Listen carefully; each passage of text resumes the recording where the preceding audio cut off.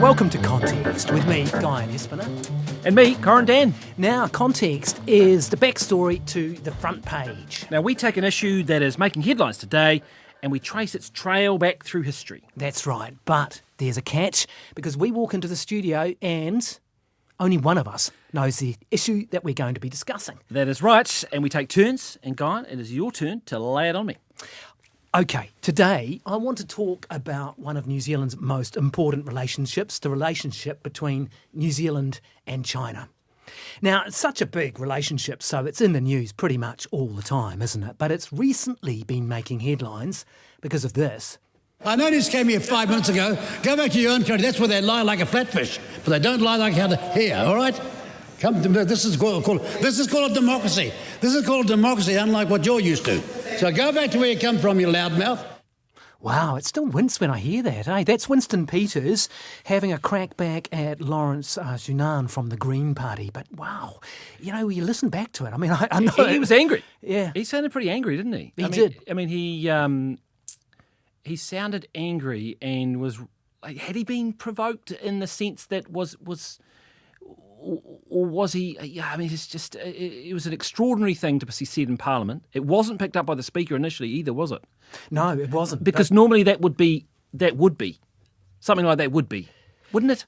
Yeah, it would be. And I wonder too, because I have to confess myself, I heard it and I didn't really react journalistically for a day and a half. And do you know why? Because I've heard this from Winston Peters for many years, and he said similar kinds of things to other MPs. You know, the other Green MP who has, I think, Mexican heritage. Yes. And so you know, and we will get to this because it's a recurring theme throughout this relationship that we have with China. But it was more than a political row, wasn't it? Because the Chinese ambassador became involved and expressed his concern to Foreign Affairs about the fact that our foreign minister had been making these comments. That's the key. And this, I remember the day after it started to blow up, going on South China Morning Post, front page of the South China Morning Post, there's an article saying New Zealand's foreign minister embroiled in a controversy telling a Chinese, Kiwi Chinese MP to go home or whatever. It didn't call him the New Zealand First Leader, did it? No. It called him the foreign minister. No. And this sort of hat-swapping exercise is out the window. Once you get to the point where it's on a front page of a major Asian newspaper, that's become much bigger than just a domestic spat. Absolutely. So it was a lot more than a political row. The Prime Minister admitted that the comments were, in his view, racist, but he wouldn't sack his foreign minister, although a former PM said he should. But then to add to that, you have the line around, go back to your own country where they lie like flatfish.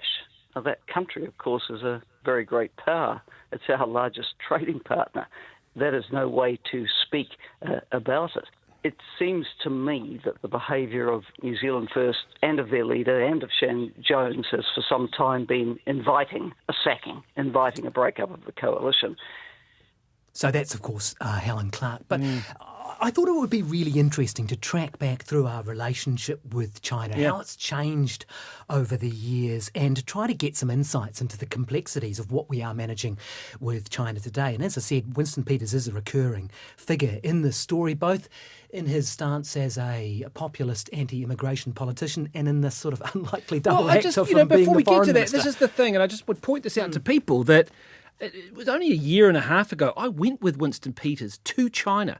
One of the poll lead couldn't go and they needed, and I was morning report host, and I was asked, could I go at the last minute with Winston Peters to China to meet the Chinese foreign minister just after the Chinese have put warships had come through the Tasman, or come about further south than they'd ever come before. An Air New Zealand plane spotted them. Yes. So he went there, and I felt that because I was the only New Zealand journalist who went with him to China on that trip, I felt that he exercised the role of the foreign minister in that role and what was required, which was, hey guys, what you could have told us about this. It's about the best you could hope for with China. And he pretty much did that job. I remember you ringing me and us having a chat about this, and you were impressed about I how was nuanced impressed. he was. Very. And he discharged his responsibility. Very And- comfortable in the role, very comfortable with meeting the Chinese foreign leaders, relaxed, seemed to have his messaging pretty straight. And he wasn't hostile to you. No, he wasn't. Which he has been in the past. No, he wasn't. And so you get this Jekyll and Hyde thing I know, with him, it's don't very you? strange. It is strange, and it is interesting. So we'll get to this because he's, as I say, a recurring figure in this story. But let's go way back to the start of this relationship, when Chinese first started coming to New Zealand. So in about the...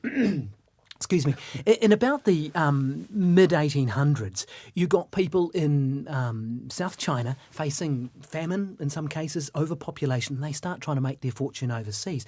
We actually have a name for the first known settler in New Zealand from China. His name was Apo Hockton. Now, he's the first recorded Chinese immigrant to New Zealand. He jumped ship after arriving in Nelson on the Thomas Harrison in 1842, right? He starts out as a servant. He becomes a businessman and a farmer. He bought land. He builds 8 cottages in Nelson. 4 of them still stand today. You can see them. And there's an Apo Hockton Way, a street named after him in Nelson. He dies in 1920 at an estimated age of 97 to 103. So he's quite a character. So it's really the mid-1860s when significant numbers of Chinese started coming here. Why? I would say gold. Absolutely. Yeah, gold. Yeah. Gold rush in Otago and the West Coast. But the fascinating thing here, and it kind of fits with the whole arc of this story, we invited them. Yeah. I didn't know this. Did you know Well, that? I was vaguely aware that we needed the labour. That's exactly right. Yeah, and then until we decided that they were doing too well, that we'd have to tax them or whatever. Yeah, which I'm sure you'll get to. You're bang on, mate. And I didn't know this, so you're ahead of me. You're a step ahead of me. You're ready. So, in 1865, Otago and Dunedin, they're panicking. They've got these gold fields, but they don't have the miners because a bunch of them had slipped over to the west coast because there was gold there too. And so they had decided, look, we need these miners. A guy called William Tolmie, he's a Dalgety stock and station agent. He writes to Chinese merchant in Melbourne that he knows, he hooked up with. He asked, would the Chinese come and try their luck in Otago? And he puts it to the Dunedin Chamber of Commerce and with the Otago Provincial Council's backing, they agree in 1865 to bring these Chinese miners here. And the first group of 12 arrived from Victoria in about 1866. So that's the first important thing to realise. Yep. The first leg of this was a sort of a trans-Tasman recruitment drive. They're taking miners from the Victoria gold fields. But from about 1869, they started to come directly from China, and that becomes the main inflow. And so within 10 years, that had increased to about 5,000 miners. In fact, I've got an exact stat here. In 1881, 4,995 Chinese men. Wow. How many women do you think? I wouldn't imagine it's any. It was 9. Yeah. So right. just a massive disparity, and that's obviously interesting. But it's an important driver in the story too, because that's part of the backlash. Because this fear is that suddenly white women might be targeted by these Chinese men, and that becomes part of the hysteria.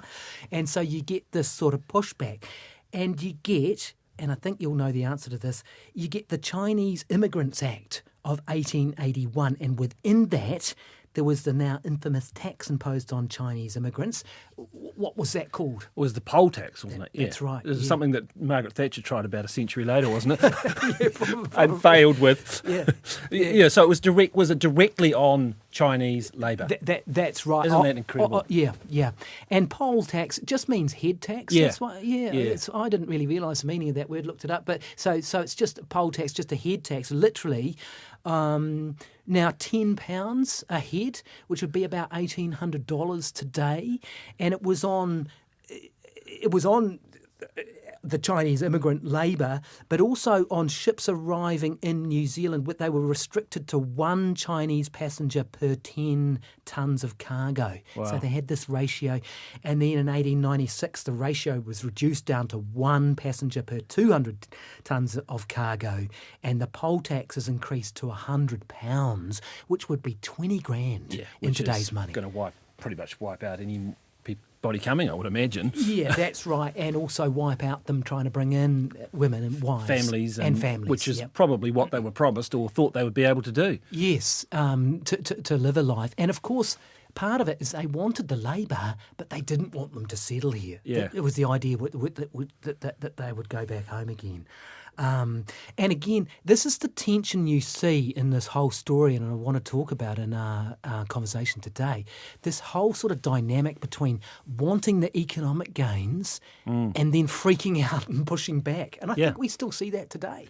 Yeah. No, it's the same thing with you look at the foreign buyers of housing. Yep. You look at the trying to bring the billionaires in. I mean, putting limits on that, how long they even have to be in the country. There's all sorts of machinations around that migration issue. So yeah, we'll get to some of those because you've touched on a couple of them there. But before we leave the poll tax, there was something pretty significant regarding this that happened in 2002. Apology? The government has decided to make a formal apology to those Chinese people who paid the poll tax and suffered other discrimination. Yeah, so that's Helen Clark, 2002. That's interesting, actually. Formal apology for the poll tax. Yeah, and well, I don't know, was that the early stages of the, you might talk about this, the relationship building with China, and obviously Helen Clark was instrumental in that and towards that free trade deal. And you would imagine if you'd realised that as New Zealand's economic fortunes waxed and waned and we needed to look to a roaring China, we might want to deal with that and make that apology. Yeah. So it was pretty astute and and morally just, I guess, too. Yeah, 100%. To apologise for that. But interesting that she did that back in 2002. So. Yeah, I think you're scoring 100% so far on my questions. You're doing well. Going all right, I'm going You're right. doing well. Now, it's interesting because World War II completely changes this relationship. The poll tax formally repealed in 1944, so just as that war's kind of finishing. Yep. But even just around there, you're getting a big change in this dynamic. And a lot of this is to do with Japan, of course, right? And Japan's aggression. So you think about this, Japan invades China in 1937, then invades America in 1941 with Pearl Harbor. Amazing, eh? Invades China and then America. And so you've got an aggressive Japan, and New Zealand starts to see China as a wartime ally. Yeah, I think that's pretty fascinating. I mean, China would have been, I suppose, pretty disjointed in terms of what sort of government it would have had, given the the Japanese occupation of China. Did we have any diplomatic relations with China at that point? Well, that's interesting, and we'll get to that shortly, because this diplomatic relationship has changed fascinatingly over the years. But the dynamic again, it changes. Chinese market gardeners become strategically vital in New Zealand, feeding the US forces fighting in the Pacific. And so again, they go from threat, there's too many coming in as miners, and what are they going to do, to basically an essential sort of war industry. And you know how we said there was virtually no women coming in at that point. The government reneges a little bit, and they soften the rules a little bit, and they allow the some women and some children in, although with restrictions and fines if they have more children in some cases. And so you get a gradual softening. But let me ask you this. When do you think Chinese were actually allowed to become citizens of New Zealand? Hard question. It is a hard question. I've got no idea. I mean, I would hope it was after the war, but I don't know. Yeah, 1951. Wow. Yeah, so Winston Peters was 6. So I mean, So they had passed some sort of legislation today? Yeah, they did. 1947 was a pretty key sort of period because they start to gradually allow more concessions from that period. But yeah, it wasn't until 1951 until Chinese were allowed to become citizens of New Zealand. Right, so we're in the sort of post-World War II period. Why, for China, was 1949 such a big year? I'm guessing there was perhaps the communist revolution. Exactly. And Mao's Long March, or whatever it was. Exactly right. 3 out of 3. I think you're scoring pretty well this time. I have to make. You tested me. I'm having to go back to. I think we did that in like fourth form history, maybe. Or something. That's good. That's good. You're doing well. I have to make them a bit tougher next time. Yep. So the communists take over. Mao Zedong declares the People's Republic of China. So that's 1949. But New Zealand doesn't recognise the People's Republic of China. We followed the US and Australia, and we continued to recognise the Republic of China, ROC. You don't see that very often nowadays, do you? No. Back in the day you did. So that's Taiwan? Exactly. So the government had moved to Taiwan. We still, recognised the Republic of China, based in Taiwan, as the official government of China. For many, many years after that. Well, I suppose people would have thought that there was always a possibility, and that's what China still thinks to this day, the Communist Party right now, that the Taiwanese are going to somehow oust them. That's right. That's what their perennial fear is. That's right. And I hadn't really thought about this, but of course you've got to layer on Cold War stuff to that too. And because, post-World War II, and then the Cold War develops, and you've got the communists taking over. Anti-communism. Yeah, absolutely. And remember the Korean War, that's what, 1950 to 53? And China supports North Korea. Yes, it does. We fight, don't we, for South Korea. Literally. We sent men to fight. So we're fighting on different sides at that point. Yeah. And then I suppose then you sort of edge towards the breakthrough with Nixon. Was it Nixon in the 70s? That's right. Because up until that point, I mean, America kind of would have had to make that move first. Well, little old New Zealand's not going to, right? We're just going to tag along. At that point, our foreign policy would have been 100%. You wouldn't say, if you'd objectively said, did we have an independent foreign policy, then you would have struggled, right? Yeah. Because we're part of ANZUS at that point, ANZUS was, I think, 1951. I'd have to Google that, but I'm pretty sure. Very much with America. And a declining UK, absolutely. Obviously. Yeah. But then Whitlam recognises them. I see. So when do you reckon and who do you reckon? And I'll give you a hint. It's after a big change in 4 terms of national government. So in comes, who do you think was that formally recognised the PRC? Absolutely. Yep, 1972, Norman Kirks. Is that 4 out of 4 for Corin? Well, I think I'm just going. It's just the time. It was just the time. It was a guess because I'm thinking Nixon, thinking 70s. I'm thinking, and if also there's a lot of correlations between Whitlam and the Kirk government. Yeah. But of course, that has to come with this policy to sort of get around the Taiwan issue. Do you remember what that policy is called? We still have it today. Well, I know it effectively. I don't know the exact name, but obviously we don't. Well, even the colloquial name for it, we have a one China policy. Bang on, 5 out of 5 for Corin. We and then every now and then a backbencher decides to go to Taiwan. Actually, someone went recently, didn't they? Well, they got pinged. They got banned. They got banned from China. And the Taiwanese sort of I can't remember which MPs. There'd be certain MPs that the Taiwanese would have relationships with, and we sort of almost. Peter Dunn was quite big on that. Peter Dunn. Yeah. And we trade with them, but we don't have a free trade deal with them. No, that's right. I mean, you've been to many APECs. Yeah. It's 21 economies. Yeah. And so Taiwan is an economy at that conference. Yes. Not a country, right? Yeah, no, it's a very it's a critical point for people to. If New Zealand was to recognise Taiwan, you could kiss goodbye to any free trade deal, anything like that. They would not It is accept so that. sensitive. Oh, absolutely. It is the most sensitive policy. I would put it number one. Yeah. Like if Anna Fifield was here right now, she'd be telling you it was number one. Yeah. Because it's like and it does come back to that issue, I think, of the Communist Party in power, which is all consuming in China, mainland China, they're always worried that they would be swept out of power somehow, and the nationalists would come in. Absolutely. Yeah. They read their history pretty well, and they don't forget it. Which Prime Minister travelled to China and met with Mao Zedong in 1976? Rolling? No.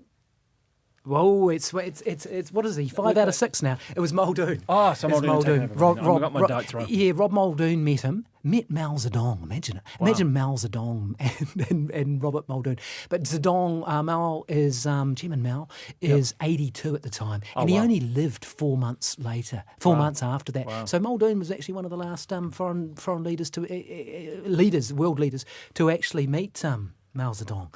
I wonder if there were any journos who went on that trip. That would have been a good trip to be on, drinking with Muldoon after the press conferences. Yep.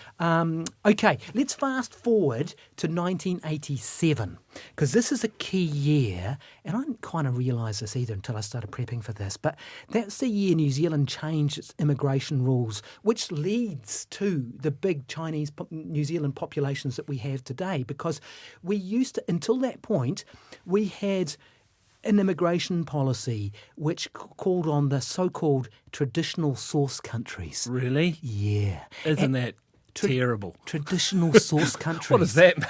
Well, what it means is white. Yeah, really. exactly. That's what it means. British. And we were, because we're a bit of a yeah-nah country. Like we don't really want to.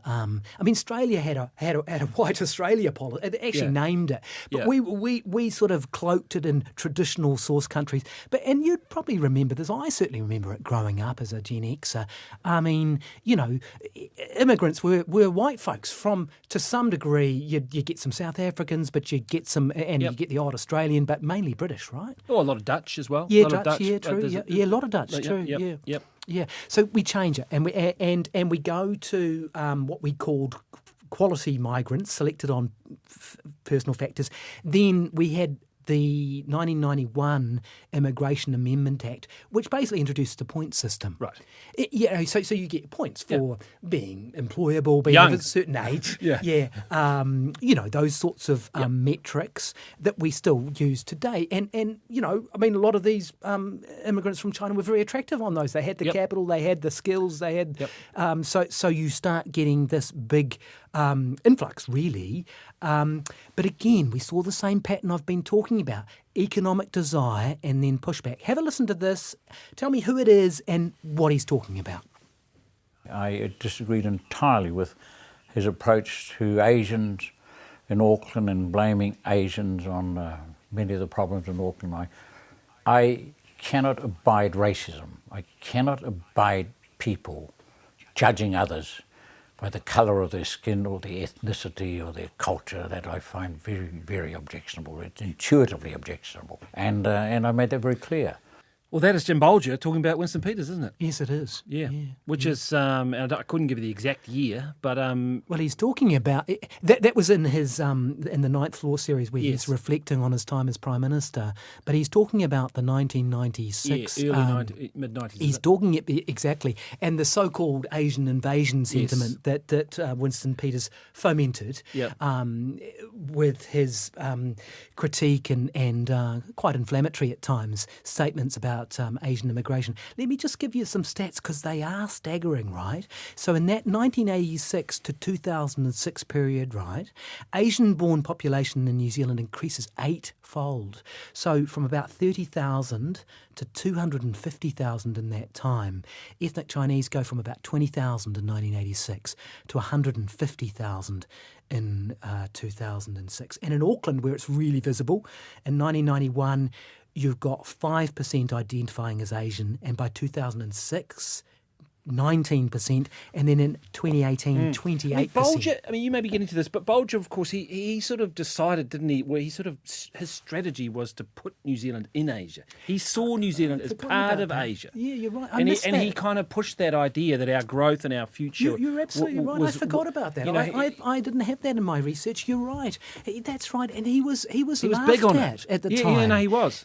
For saying that New Zealand was part of Asia and part of the Asia Pacific. The Asian crisis probably dented that. The financial crisis which knocked New Zealand's economy into recession, probably in the late 90s. That's right. The Asian financial crisis was about 97, and Shipley was Prime Minister for a bit of that, because remember, Bolger was rolled by Shipley in late 97, and the Shipley government reacted to the Asian financial crisis by lowering the floor of super, selling contact energy and reducing government spending, right. and she later said that she overreacted to the Asian financial crisis. But you're absolutely right that that did knock us, but you're right that it showed that how much more tied we had been from because that would have been around the same time I think we would have had it used to be called the Asian Foundation or Asia 2000 or those sort of partnership type groups that were trying to foster those relationships started emerging. Yeah, that's right. So that was and it has panned out that way, because just very quickly for people, the Asian financial crisis was essentially those, Malaysia and South Korea that had huge money flying in. Asian tigers, didn't they call the tigers? them? And China was not far behind them, really. And they had huge growth with a lot of money piling in, big skyscrapers, all the rest of it. Massive development, but then, of course, inevitably with a big boom, there's often a bust, and that's what happened. When I was a kid in the 70s, we used to give aid to South Korea. Wow. Yeah, it's one of the richest countries in the world. I've been there not that long ago again with Winston Peters, and it's an incredibly developed country. Yeah. All right, let's get to the real groundbreaking stuff for the New Zealand-China relationship. You're not going to get this one, I don't reckon. You might do. You've done pretty well. You only got one wrong so far. We're called the country of the four firsts. Yep. And I'm wondering how many you can name. Okay. So we're the first to recognise China in the WTO. Yes. We are the first to do a free trade deal with them. Yes. I got to be able to remember this. I know this. That's two.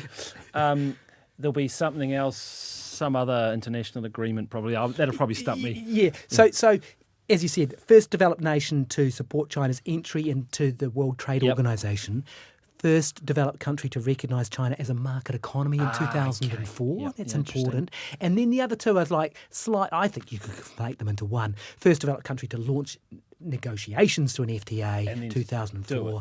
And then the first one to do it. And we did that in 2008. I actually went on that trip, 2008.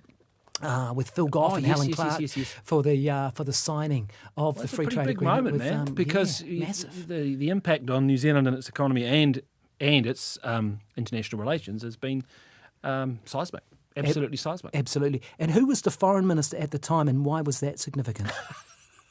Was it Winston Peters? And he was nowhere to be seen, I take it. Have a listen to this. Our conclusion is that there is not enough in it for New Zealand for us to support it. Not enough in it for New Zealand to support it.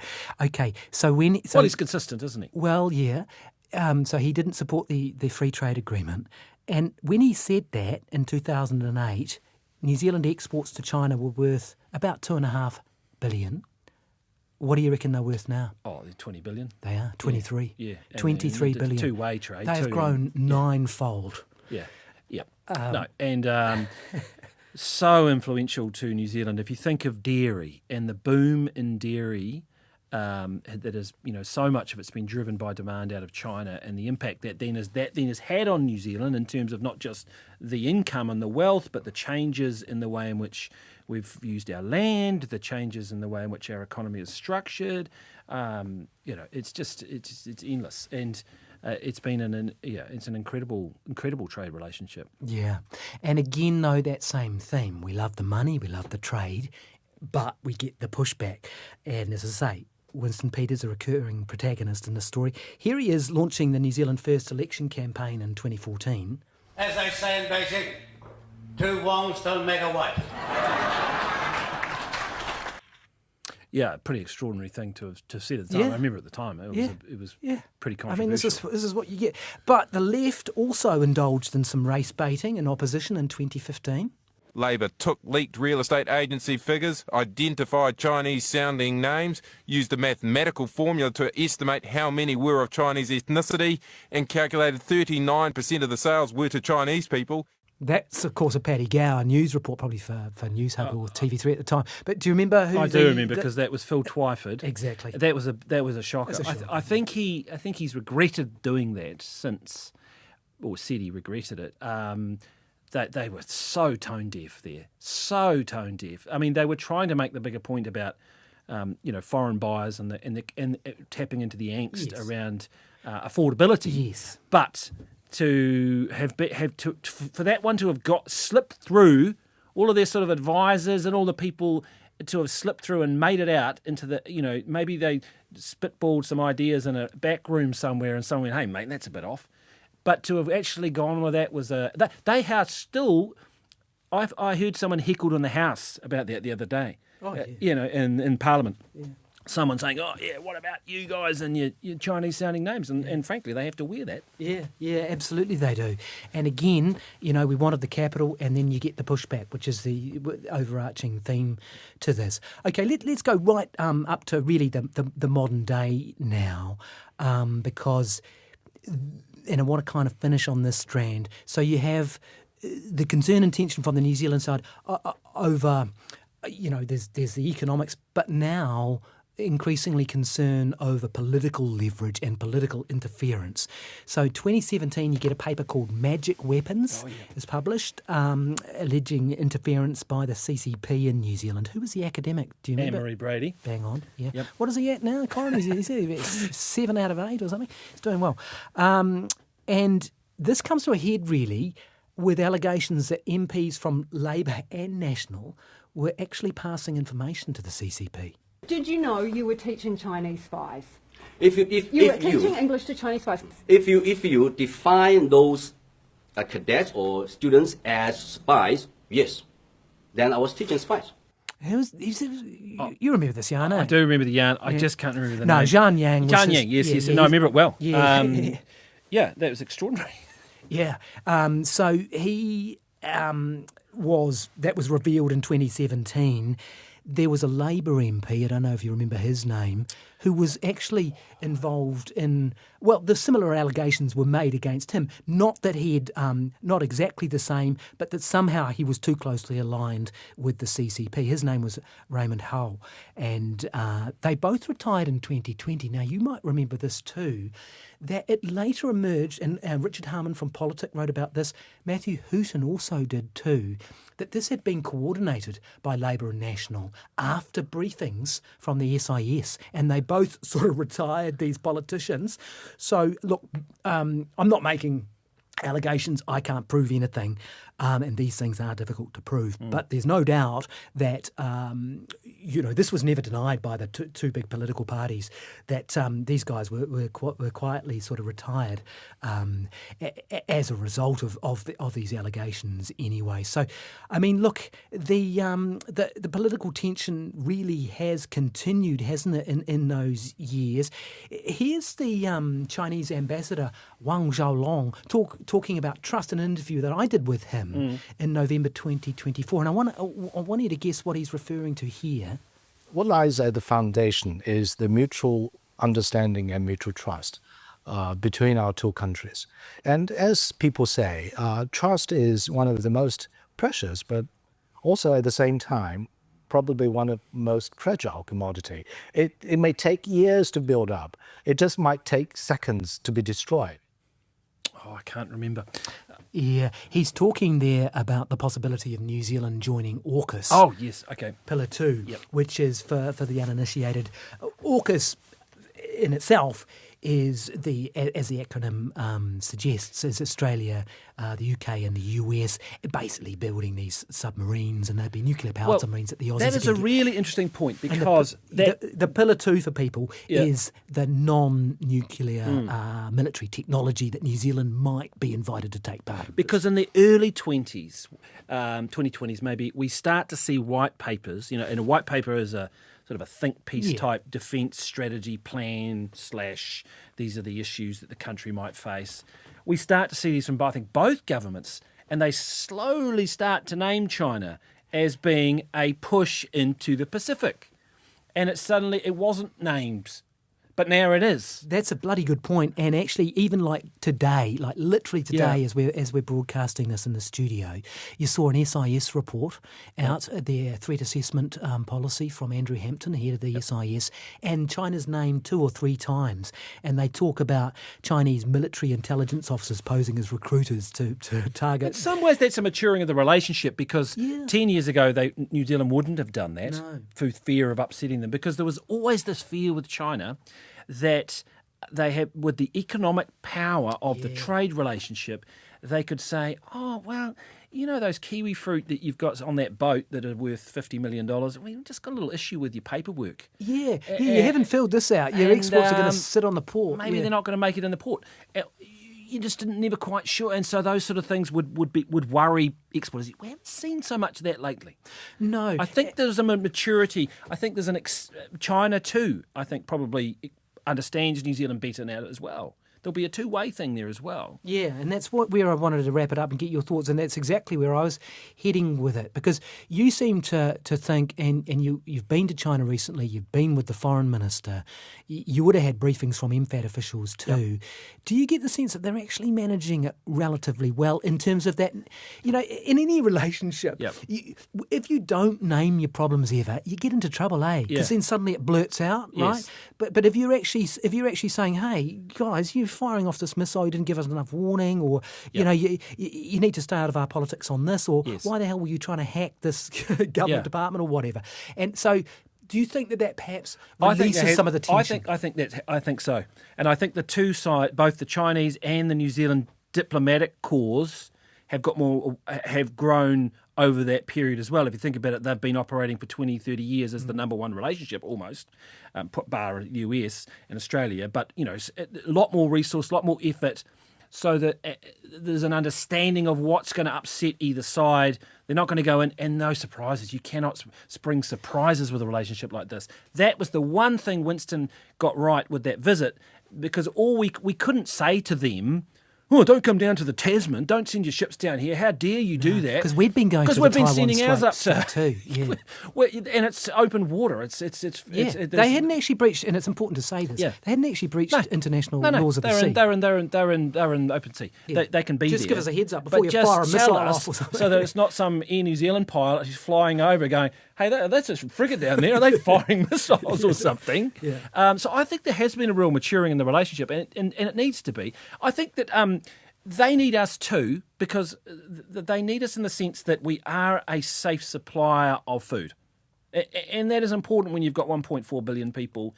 We can feed 40, 50 million people in New Zealand, which is not nothing. A bit of a rounding error for them. But the key point is that it's high quality protein and high quality safe food. And China, at the other strand there, is that and we've been to China a couple of times to explain the melamine crisis and the Sanlu issues with contamination of dairy and things. And New Zealand was very sensitive about that. But they are very, very sensitive about food security and safety in China. And New Zealand is very good at that. And so there's a quite a good relationship there. And they've also seen the benefits of learning from New Zealand's agricultural expertise in terms of and then you can see it now with kiwi fruit. They're massive, like gold kiwi fruit growers, for example, in China under the Espiner brand and things. So there's been some really good relationships there. So I think it's matured well. It's still going to get increasingly difficult when you've got an America that is increasingly, hostile in some ways. It is towards the China as well, right? I mean, they're kind of two rival superpowers butting heads, and we have to walk that line. That's right. All right, I think we'll leave it there. And, that's probably your best score on the quizzes, mate. Man. You did well. Yeah, no, that's good. What, a 7 out of 8? I'll take it. Okay. That's context good for stuff. another week.